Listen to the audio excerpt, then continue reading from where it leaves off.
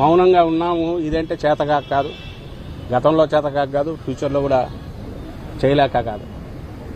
ప్రజలు మనకు అధికారం ఇచ్చింది, ప్రజలను చూసుకోవాలా. ఆ ఉద్దేశం లేకపోతే ఎట్లా వ్యవహరిస్తారో ఆ ఉద్దేశం లేదు. ప్రజలకు నిలదీ క్వశ్చన్ చేయకుండా డైవర్షన్ పాలిటిక్స్ ఎట్లా చేయాలనేది చంద్రబాబు నాయుడు ఏం చేస్తున్నాడు, అది ఎల్లకాలం చెల్లవు. కొత్త పద్ధతులకు పోతున్నారు. సాక్ష్యాలు సృష్టించడము, ఎవరితోనో రాయించుకోవడము, కన్ఫెషన్లను చేయడము, అరెస్టులు చేయడము. ఏమో మా చేత కాదా? 3-4 ఏళ్లలో మేము రామా? వచ్చిన తర్వాత మేము ఆపితే మాత్రం ఆగుతారా మా వాళ్ళు? ఎక్కడికెక్కడ ఇదే పని చేయడం మొదలు పెడితే వాళ్ళ పరిస్థితి ఎట్లుంటుంది? నక్క తెలివితేటలతో గుంటనక్కల్లాగా వ్యవహరించి చేసేంత తెరచాటు ఉండదు వైఎస్ఆర్ కాంగ్రెస్ పార్టీని. అలాంటి వ్యవహారాలు చేయాల్సి వస్తే పులి పంజా ఎట్లుంటుందో అట్లా దెబ్బ తగులుచింది. ఇది నేను ఏదో దీనిగా చెప్పట్లా, నాటకీయంగా కూడా చెప్పట్లా. దెబ్బ తగిలిన వాళ్ళకి తెలుస్తూ ఉంటుంది. నువ్వు ఆ దెబ్బ కొడుతున్నావు అంటే, ఎట్లయినా కొట్టచ్చని నువ్వు చూపిస్తున్నావు అంటే, ఆ ఎట్లయినా కొట్టడంలో నీకంటే బలంగా కొట్టగలిగిన శక్తి వైఎస్ఆర్సీపీకి ఉంది. ఎందుకంటే ఇది అభిమానంతో ఏర్పాటైన పార్టీ, అభిమానులుగా కార్యకర్తలుగా ఉన్న పార్టీ, జగన్మోహన్ రెడ్డి గారిని ఓన్ చేసుకున్న కార్యకర్తలు ఉన్న పార్టీ.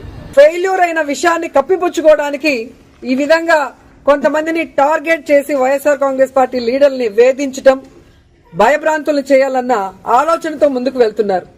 వాళ్ళు అర్థం చేసుకోవాల్సింది ఒక్కటే, మా నాయకుడు జగన్మోహన్ రెడ్డి గారు భయం అనేది ఆయన బ్లడ్ లో లేదు.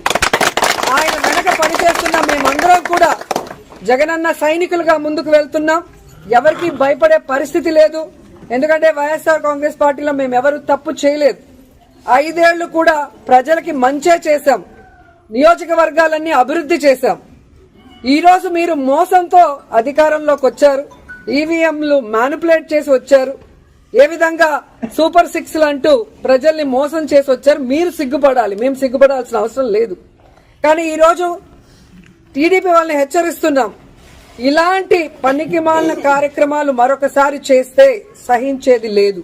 ఇంటి ముందు గుమ్మాలు కొట్టడం, వాళ్ళ పొలాలకి అడ్డంగా గోడలు కట్టడం, అలాగే వాళ్ళ మీద తప్పుడు కేసులు పెట్టి పోలీసులతో వాళ్ళని బెదిరించడం, ఇలాంటి నీతిమాలిన చర్యలు చేస్తున్నారే తప్ప వాళ్ళు ఇచ్చిన సూపర్ 6 గాని లేదా మిగతా వాగ్దానాలు గాని ఏవీ నెరవేర్చకుండా ఏ విధంగా ప్రజల్ని మోసం చేశారో ప్రజలందరికీ ఇప్పుడే అర్థం అయిపోయింది. కానీ దురదృష్టం ఏంటంటే ఈ పంచాయతీలో తాగే నీళ్ల దగ్గర నుంచి ప్రజలకి అన్ని అందుబాటులోకి తీసుకొచ్చే సచివాలయం, ఆర్బీకే సెంటర్ అన్ని కూడా ఇక్కడ లీడర్లు వాళ్ళ ల్యాండ్ ఇచ్చి కట్టించి ప్రజలకు అన్ని అందుబాటులోకి తీసుకొచ్చారు. కానీ తెలుగుదేశం గతంలో 14 సంవత్సరాలు అధికారంలో ఉన్న చంద్రబాబు నాయుడు అప్పుడు ఏం చేయలేదు, ఇప్పుడు అధికారంలోకి వచ్చాక ఇప్పుడు కూడా ఏం చేయకుండా వాళ్ళు అరబ్ దేశాలు అయితే అలా శిక్షిస్తారు, ఇక్కడైతే ఇలా శిక్షిస్తారు. ఇది ఇంత పెద్ద నేరం చేశాడు, ఇంత పెద్ద నేరం చేశాడు లేదు, నువ్వు కాదుగా నిరూపించాల్సింది. You are after all a investigation officer, that's all. నీ పోలీస్ డిపార్ట్మెంట్ నిర్ణయించవలసింది న్యాయస్థానాలు. ముద్దాయిల్ని మీరు కన్విక్టెడ్ లాగా బిహేవ్ చేస్తున్నారు. ఇది ధర్మం కాదు. ప్రజాస్వామ్య దేశంలో కక్ష గట్టి అందరినీ ఇరికించాలనేటువంటి ప్రయత్నం చేస్తున్నారు. ఇవాళ చూశారు కదా, బెయిల్ రావడానికి ఇది ఎవరికి కూడా. ఒకసారి అరెస్ట్ చేస్తే బెయిల్ వచ్చింది అనుకో కోర్టులో, ఇంకో కేసు ఎమ్మటే రిజిస్టర్ చేసి ఇంకో కేసు, ఆ ఊర్లో కేసు, ఈ ఊర్లో కేసు, ఇట్లా కేసుల మీద కేసులు పెట్టి వీళ్ళందరూ కూడా హ్యాబిచువల్ అఫెండర్స్. ఏంటండి సోషల్ మీడియా వాళ్ళు హ్యాబిచువల్ అఫెండర్స్ ఏంటండి?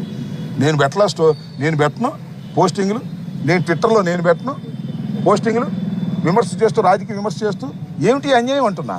పరాకాష్ఠకు జరిగింది.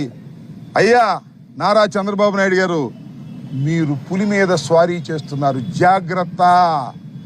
ఆ పులే మిమ్మల్ని తింటుంది రాబోయే కాలంలో, గుర్తుపెట్టుకోమని మనం చేస్తున్నా నిర్ణయం. అంటే ఏదైతే ఇవాళ ఉన్నటువంటి అప్రజాస్వామిక వాతావరణం, ఇవాళ ఉన్నటువంటి ఈ పోలీసు రాజ్యం, ఇవాళ ఉన్నటువంటి ఈ తప్పుడు కూటమి ప్రభుత్వం పోకడల్ని నిరసిస్తూ ఇవాళ ఈ పరిస్థితుల్ని, అంటే పక్షపాతం లేకుండా నిష్పక్షపాతంగా ప్రజాస్వామ్యబద్ధంగా ఓటేసుకునే పరిస్థితులు కూడా లేని పరిస్థితుల దృష్ట్యా కృష్ణా, గుంటూరు, అంటే పాత కృష్ణా జిల్లా, పాత గుంటూరు జిల్లా ఉన్నటువంటి నియోజకవర్గ ఇన్ఛార్జీలు కానీ, అలాగే ఉభయ గోదావరి జిల్లాలో ఉన్నటువంటి నియోజకవర్గ ఇన్ఛార్జీలు అందరూ కూడా, పార్టీకి సంబంధించిన ప్రతి నాయకుడు కూడా కూర్చుని అందరం కూడా సమిష్టిగా ఈ నిర్ణయాన్ని తీసుకుని పార్టీ అధిష్టానానికి అని జగన్మోహన్ రెడ్డి గారికి చెప్పడం జరిగింది. మా నిర్ణయాన్ని జగన్మోహన్ రెడ్డి గారు కూడా మీరందరూ కూడా ఏకాభిప్రాయంతో తీసుకునే నిర్ణయం వాస్తవ పరిస్థితులకి దగ్గరగా ఉంది కాబట్టి ఇవాళ ఉన్నటువంటి ఈ దుర్మార్గ ప్రభుత్వంలో, దుర్మార్గ వాతావరణంలో, ఈ కిరాతక వాతావరణంలో ప్రజాస్వామ్యబద్ధంగా ఎన్నికలు జరగవు కాబట్టి ఎవడెవడైతే ఈ మాదిరిగా చేశాడో ఎవడిని వదిలిపెట్టమని చెప్పి సందర్భంగా కూడా ఖచ్చితంగా చెప్తాను. వీళ్ళందరినీ కూడా చట్టం ముందర గట్టిగా నిలబెడతాం. ఆ కోవిడ్ వచ్చేసరికి ఆ తర్వాత 2.5 సంవత్సరం కోవిడ్కి సంబంధించిన పరిస్థితుల మధ్యనే మనమంతా కూడా బ్రతికాం. అందుకే పాలనలో ప్రతి అడుగు, ప్రతి నిమిషం, ప్రతి విషయం ఆ కోవిడ్ సమస్యలను ప్రజలకు ఎలా తోడుగా ఉండాలి అనే విధంగానే ప్రతి అడుగు పడుతూ వచ్చింది. కాబట్టి కార్యకర్తలకు బహుశా చేయగలిగినంత నేను చేయలేకపోయాను అని చెప్పి సందర్భంగా ఖచ్చితంగా ఒప్పుకోవాల్సింది. కానీ ఈసారి మాత్రం జగన్ 2లో ప్రతి కార్యకర్తకు అండగా తోడుగా ఖచ్చితంగా ఉంటాను అని కూడా ఈ సందర్భంగా చెప్తాను. ఈరోజు నియోజకవర్గంలో ఏమి జరగాలన్నా, మైనింగ్ జరగాలన్నా, నియోజకవర్గంలో ఫ్యాక్టరీ నడపాలన్నా, ఈరోజు ఏది జరగాలన్నా ఎమ్మెల్యేకి ఆయనకింత ఇవ్వాలా, ఎమ్మెల్యే చంద్రబాబు నాయుడు గారికి ఇంత ఇవ్వాలా. ప్రతి విషయంలోనూ స్కామ్. నియోజకవర్గంలో యథేచ్ఛగా మన కళ్ళ ముందటనే పేకాట క్లబ్బులు జరుగుతూ ఉన్నాయి. యథేచ్ఛగా ఇవన్నీ జరుగుతూ ఉన్నాయి మన కళ్ళ ఎదుట. ప్రశ్నించే స్వరం ఎవరైనా ప్రశ్నిస్తారేమో అని, ప్రశ్నించకూడదు అని ఏకంగా చిన్నపిల్లలను కూడా చూడుకోకుండా వాళ్ళందరినీ సోషల్ మీడియా కింద 111 సెక్షన్ పెట్టి, అంటే ఆర్గనైజ్డ్ క్రైమ్ అంట. సోషల్ మీడియాలలో నువ్వు చేసే తప్పును ప్రశ్నిస్తే ఎందుకయ్యా సూపర్ 6 ఇవ్వడం లేదు, ఎందుకయ్యా సూపర్ 7 ఇవ్వడం లేదు అని చెప్పి ప్రశ్నిస్తే ఆర్గనైజ్డ్ క్రైమ్ అట.